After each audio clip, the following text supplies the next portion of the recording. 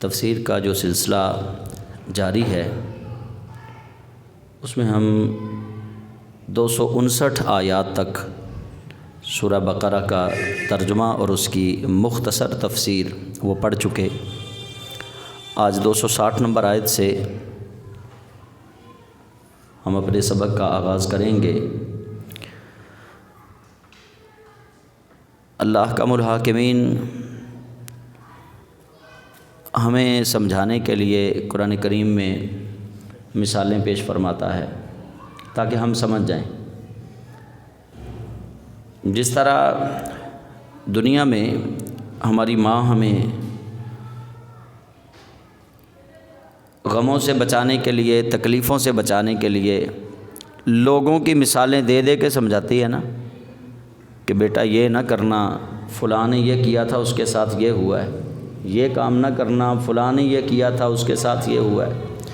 جس طرح ماں ہمیں سمجھاتی ہے نا، اللہ احکم الحاکمین 70 ماؤں کا لطیف ترین، 70 ماؤں سے بھی زیادہ لطیف اللہ کریم جل جلالہ ہمارے لیے وہ رحمت اور محبت کا جذبہ لے کے ہمیں سمجھا رہا ہے۔ کبھی کوئی مثال دے کے اللہ ہمیں سمجھا رہا ہے، کبھی کوئی مثال دے کے اللہ ہمیں سمجھا رہا ہے کہ تم یقین کر لو کہ اللہ کے سوا ہے ہی کوئی نہیں جو کائنات کا نظام چلا رہا ہے۔ عزیر علیہ السلام اللہ کے نبی تھے، ان کے دل میں خیال آیا تو اللہ کریم جل جلالہ نے انہیں موت کی نیند سلا کے دوبارہ زندہ کر کے پھر ان سے پوچھا، فرمایا کم لبست، بتائیں کتنی دیر سوئے رہے؟ قال لبست یومن او بعد یوم، میں تھوڑی دیر، ایک دن یا دن کا کچھ حصہ سویا ہوں۔ اللہ کریم جل جلالہ نے فرمایا نہیں، بل لبست 100 عام، بلکہ تو پورا 100 سال سویا رہا، 100 سال مرا رہا۔ یہاں ٹھہرا ہے 100 سال، لیکن ان کو کیا لگا؟ چند گھڑیاں۔ تو اللہ کریم بس یہ سبق دے رہا ہے، رب یہ ہمیں دکھا رہا ہے کہ میں چاہوں تو زمانے کو روک دوں، 100 سال بھی بندے کو یوں لگے جیسے بس دن کا کچھ حصہ گزرا ہے۔ تو یہ اللہ نے اپنی قدرت کا اظہار کیا۔ اس واقعے کے بعد دوبارہ پھر اللہ کریم جل جلالہ نے اس سے متصل آیت نمبر 260 میں ابراہیم علیہ السلام کا ایسا ہی واقعہ، ایک ہوتا ہے خبر، کسی کو خبر ملی، ہم سب کو یہ خبر ہے کہ جنت موجود ہے، ہم سب کو یہ خبر ہے کہ دوزخ موجود ہے، ہمیں یہ خبر ہے کہ فرشتے موجود ہیں، ہمیں یہ خبر ہے، نبی رحمت صلی اللہ علیہ وسلم کے ذریعے سے یہ خبر ہم تک پہنچی ہے، لیکن ہم نے جنت کا مشاہدہ نہیں کیا، ہم نے جہنم کا مشاہدہ نہیں کیا، فرشتے بھی ہم نے نہیں دیکھے، حور و غلمان کو بھی ہم نے نہیں دیکھا۔ حضرت علی بن عثمان الحجویری، جن کو ہم داتا گنج بخش کہتے ہیں، لاہور والے داتا صاحب، ان کی کتاب کشف المحجوب، اس میں آپ حضرت عمر فاروق رضی اللہ تعالیٰ عنہ اور حضرت ابوبکر صدیق رضی اللہ تعالیٰ عنہ کی تلاوت کلام پاک کا واقعہ ذکر کرتے ہیں کہ حضرت ابوبکر صدیق رضی اللہ تعالیٰ عنہ جب قرآن پاک کی تلاوت کرتے تو آپ بلند آواز سے نہیں کرتے تھے، یعنی پست آواز کے ساتھ آہستہ آہستہ آپ قرآن پاک کی تلاوت کرتے تھے، اور جناب سیدنا عمر رضی اللہ تعالیٰ عنہ، حضرت عمر اونچی آواز سے قرآن پاک کی تلاوت کرتے تھے۔ تو کسی نے نبی کریم صلی اللہ علیہ وسلم سے یہ عرض کیا، یا رسول اللہ، حضرت ابوبکر صدیق جب تلاوت کرتے ہیں تو بڑی نرم آواز کے ساتھ، آہستہ آواز کے ساتھ کرتے ہیں، حضرت عمر فاروق رضی اللہ تعالیٰ عنہ وہ بلند آواز سے کرتے ہیں۔ تو نبی کریم صلی اللہ علیہ وآلہ وسلم نے دونوں کی تلاوت کا راز بتا دیا، فرمایا صدیق مقام مشاہدہ میں ہے اور عمر فاروق مقام مجاہدہ میں ہے، یعنی صدیق مشاہدے والے مقام پہ پہنچ چکا ہے۔ ایک ہوتا ہے علم الیقین کہ علم کے ذریعے یقین کا آنا، ایک ہوتا ہے عین الیقین آنکھ سے دیکھ کر یقین کا لانا، ایک ہوتا ہے حق الیقین۔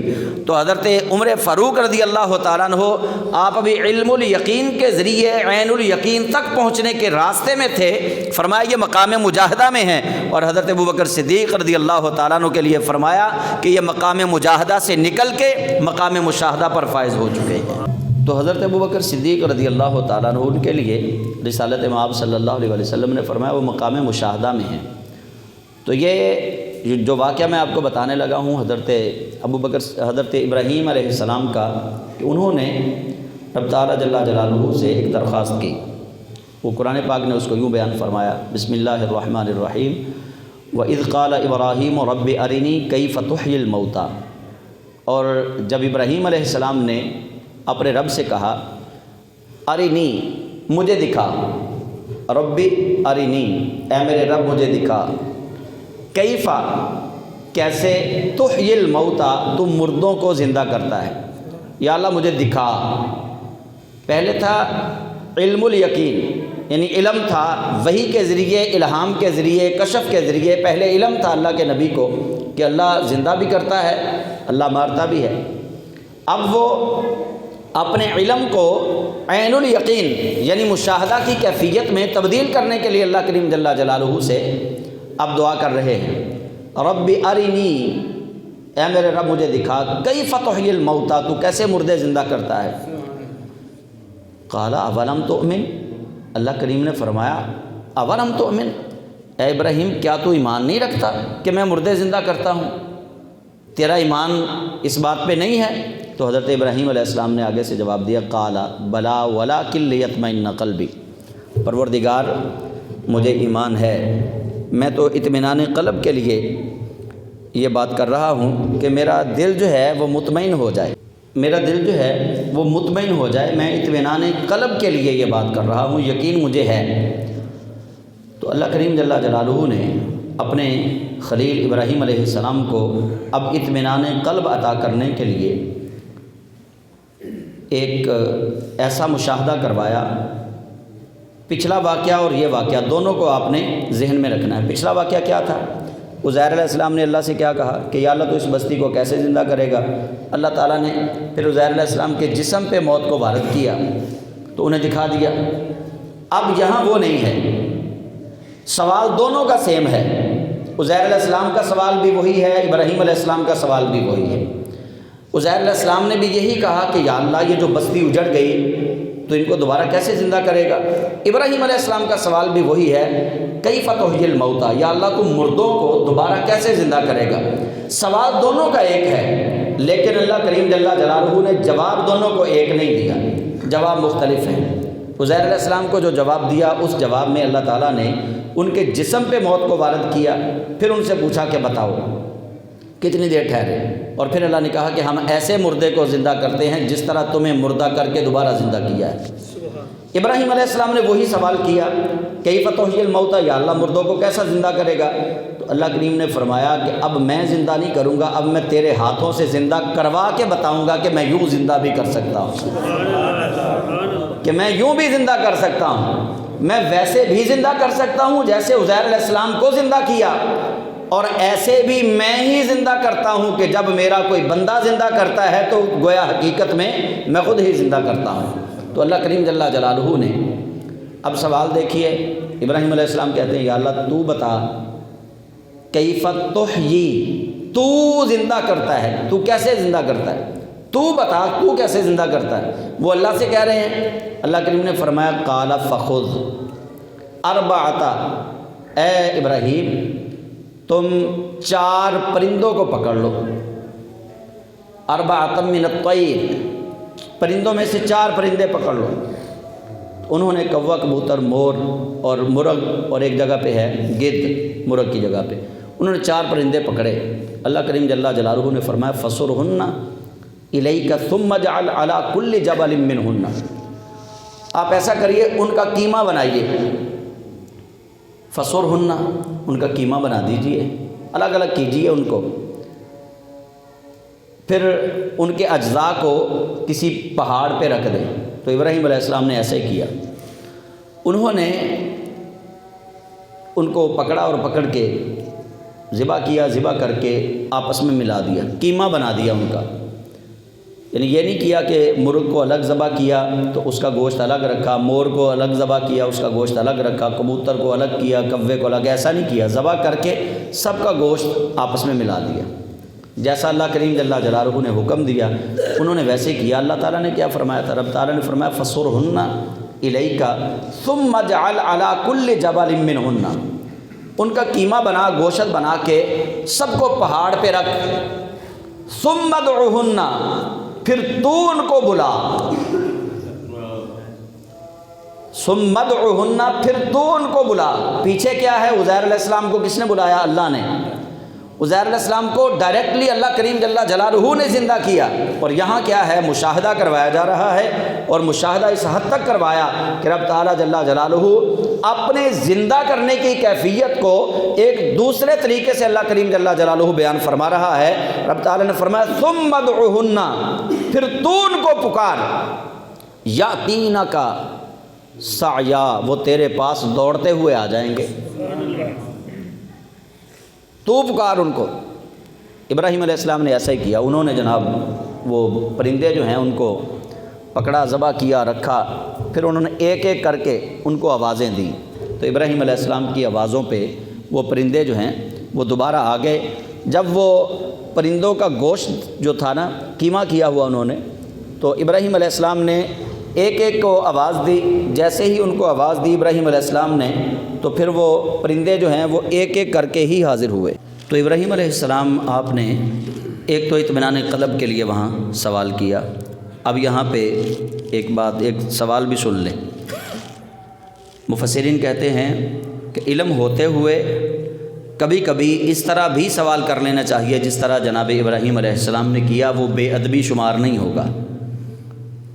اگر کسی شاگرد کو کسی استاد سے کوئی بات معلوم کرنی ہے، پہلے اس کو معلوم ہے، لیکن وہ دوبارہ اپنے علم کو راسخ کرنے کے لیے پوچھنا چاہ رہا ہے، تو اس کو بھی بے ادبی شمار نہیں کیا جائے گا، کیونکہ بعض دفعہ بے ادبی کے لیے نہیں پوچھا جاتا، بعض دفعہ اطمینان قلب کے لیے بات کو دہرایا جاتا ہے، تو اس سے یہ بھی ایک مراد لیا جا سکتا ہے۔ اور ابراہیم علیہ السلام کے ذریعے اللہ کریم جل جلالہ نے یہ زندگی اور موت دیتا اللہ ہی ہے، فاعل حقیقی اللہ کی ذات ہے، لیکن یہاں پہ اللہ کریم جل جلالہ نے ایک بات سمجھائی ہے، فرمایا میں یوں بھی زندہ کرتا ہوں۔ چونکہ زندہ کرنا اور مارنا، وہ پیچھے آپ نے سنا کہ ابراہیم علیہ السلام کا نمرود سے جب مباحثہ ہوا، الم تر الی الذی حاج ابراہیم فی ربہ ان آتاہ اللہ الملک اذ قال ابراہیم ربی الذی یحیی و یمیت قال انا احیی و امیت۔ ابراہیم علیہ السلام نے کہا کہ میرا رب وہ ہے جو زندہ کرتا ہے اور مارتا ہے، تو نمرود نے کہا کہ میں بھی زندہ کرتا ہوں اور مارتا ہوں۔ تو وہاں نمرود نے ایک کو زندہ چھوڑا، ایک کو مارا۔ وہ حقیقت میں اللہ نے ہی زندہ رکھا تھا، اللہ نے ہی مارا تھا۔ وہ کیسے؟ نمرود کے ذریعے اللہ کریم جل جلالہ نے کیوں وہ کام کروایا؟ یہ بالکل ایسے ہی ہے جیسے دجال آئے گا نا، جب دجال بھی لوگوں کو زندگی بھی دے گا اور موت بھی دے گا، لیکن ہم اگر اس کو تھوڑا سا ڈیپلی سوچیں کہ دجال کو زندگی دینے والا کون ہے؟ اللہ۔ دجال کو وہ قدرت کس نے دی ہوگی؟ اللہ نے۔ اللہ کریم جل جلالہ کبھی کبھی امتحان بھی لیتا ہے بندوں کے، ان کو اختیارات عطا فرما کے۔ پیچھے ذکر یہ ہے، نمرود کا واقعہ جب شروع ہوا کہ ان آتاہ اللہ الملک، ایسے شخص کے ساتھ ابراہیم علیہ السلام کا مباحثہ ہوا کہ جس کو اللہ کریم نے بادشاہت عطا فرمائی تھی۔ بادشاہت چونکہ اللہ نے دی تھی، تو اس کو مارنے کی اور زندہ کرنے کی جو قوت تھی، یعنی ایک کو بھوکا رکھنا اور ایک کو کھانا دینا، پانی دینا، اصل تو اللہ کریم جل جلالہ فاعل حقیقی تھا، تو رب تعالیٰ جل جلالہ نے اس کو یہ قدرت دی۔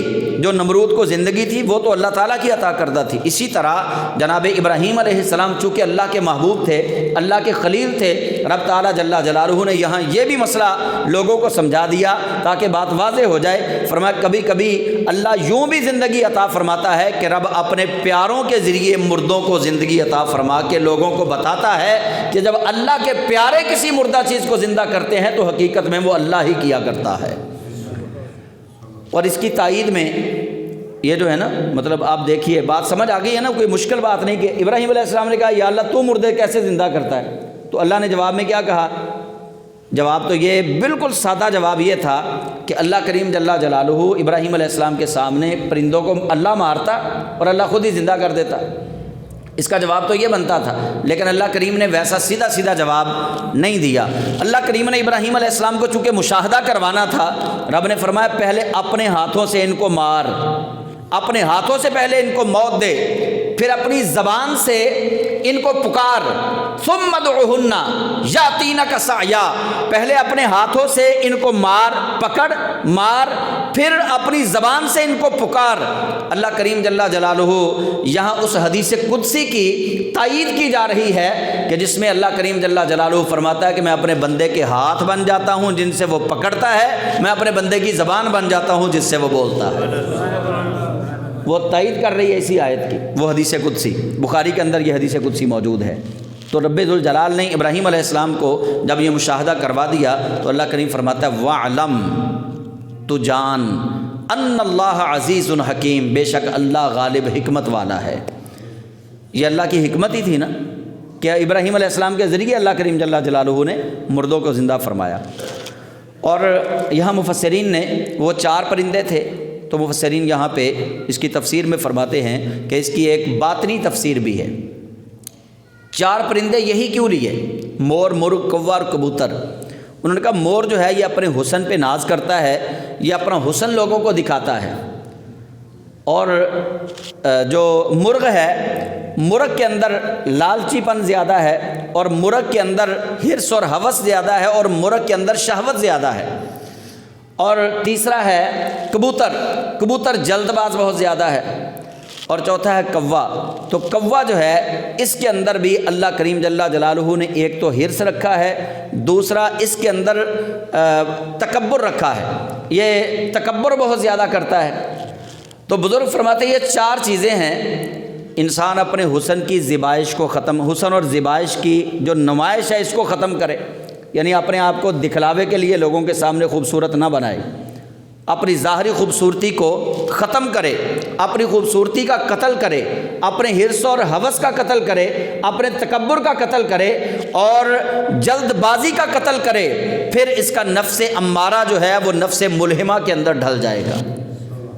اس لیے ان 4 چیزوں کو، ان 4 پرندوں کو ابراہیم علیہ السلام کو ذبح کرنے کا کہا گیا کہ ہر بندے کے اندر یہ مور بھی موجود ہے، یہ مرغ بھی موجود ہے، یہ کبوتر بھی موجود ہے، یہ کوا بھی یہاں موجود ہے۔ تو بزرگ فرماتے ہیں کہ اس آیت کی روحانی تفسیر یہ ہے کہ بندہ پہلے اپنے اندر کے مرغے کو مارے، اپنے اندر کے کوے کو مارے، اپنے اندر کے مور کو مارے، اپنے اندر کے کبوتر کو مارے، تب اللہ کریم جل جلالہ اس کو حیات جاودانی عطا فرماتا ہے۔